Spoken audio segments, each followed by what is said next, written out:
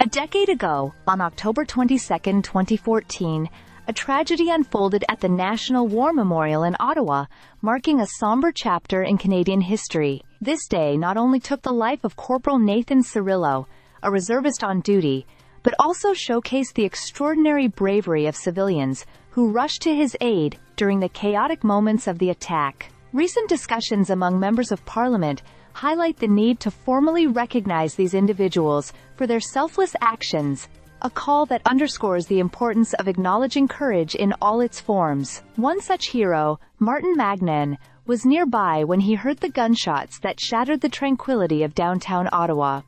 Instead of fleeing to safety like many others, Maiden felt a compelling urge to run toward the sound of danger. "I started running, towards the gunfire, towards the scene," he recalled. This instinctive act placed him at the forefront of a group of 6 brave souls, including fellow civilian volunteers and military personnel, who worked desperately to assist Corporal Cirillo as he lay gravely wounded. Maiden described how he held Cirillo's hand in those final moments, a gesture that emphasized the humanity in the face of tragedy.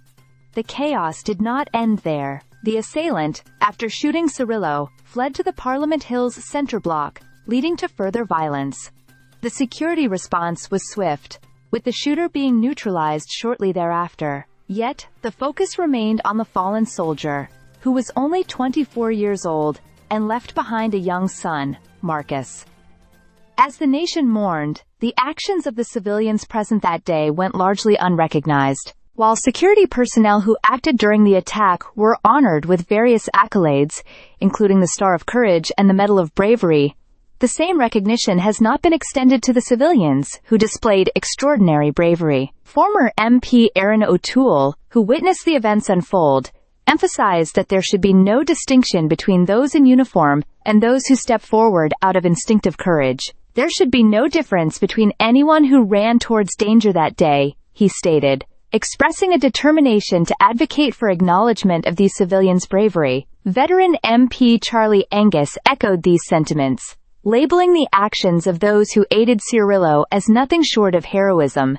He plans to raise this issue in Parliament, aiming to ensure that the civilians involved are celebrated appropriately. In response to inquiries, Rideau Hall acknowledged the bravery exhibited by individuals on that fateful day. But there remains a lingering question: why haven't these civilians received the recognition they rightfully deserve? Martin Maiden's reflections on the aftermath of that day are poignant. Despite receiving a gold life-saving medal and a pin recognizing his efforts, he feels that a formal acknowledgement at a prestigious venue like Rideau Hall would be a fitting tribute. The psychological toll of that day has haunted him. He describes struggling with feelings of isolation and confusion, illustrating how trauma can ripple through one's life. "When we move on, something goes away, but it's here now," he shared, indicating the lasting impact of that tragic day on his psyche. As we remember Corporal Nathan Cirillo and the events that transpired on that day, it becomes crucial to recognize the courage of the civilians who came to his aid. Their willingness to confront danger reflects the best of humanity and deserves to be honored alongside the valor of those in uniform. It is a call to action for all of us to acknowledge and celebrate the unsung heroes among us, ensuring their contributions are not forgotten. Stay subscribed for more videos.